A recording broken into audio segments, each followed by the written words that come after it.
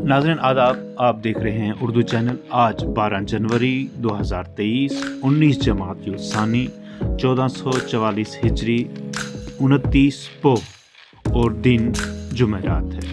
पेश हैं आज की सुर्खियाँ।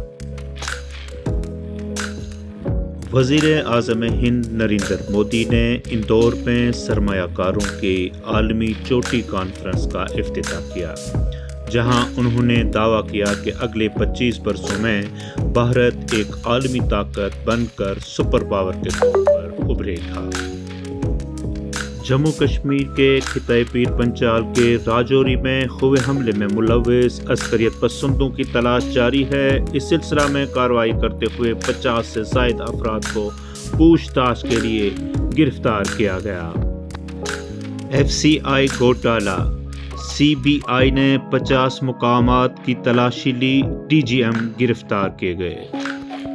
वज़ीर दिफा राजनाथ सिंह ने कहा कि जम्मू कश्मीर में अंदरूनी सलामती में काफ़ी बेहतरी आई है। उन्होंने कहा कि हाइब्रिड जंग का रुझान भी ख़त्म हुआ है।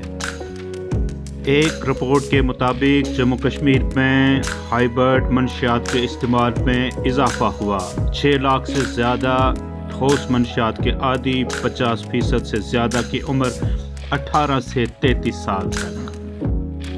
मौसम ने करवट बदली, खिताए पीर पंचाल के बालाई इलाकों के साथ साथ कुछ मैदानी इलाकों में बर्फबारी, शहर श्रीनगर समेत दीगर मैदानी इलाकों में जमकर बारिश, मामूल की ज़िंदगी मुतासर, शबाना दर्जाए हरारत में बेहतरी, मुगल रोड और श्रीनगर लेह शाहरा बंद, आइंदा 24 घंटों के दौरान दरमियानी दर्जे की बर्फबारी का इम्कान।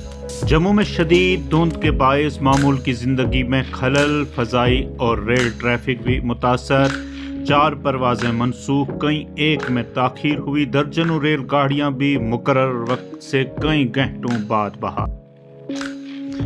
वादी कश्मीर में ताज़ा बर्फबारी ने सरमाई सियाहती सीज़न को एक बार फिर दस्तक दी। मुल्की व गैर मुल्की सियाहों की एक ख़ास तादाद मारूफ सियाहती मकामात में लुत्फ़ अंदोज़ हो रही है। उर्दू चैनल में आज बस इतना ही। दीजिए इजाज़त। आप हमारा चैनल सब्सक्राइब करें, वीडियो लाइक और शेयर करें। खुदा हाफिज़।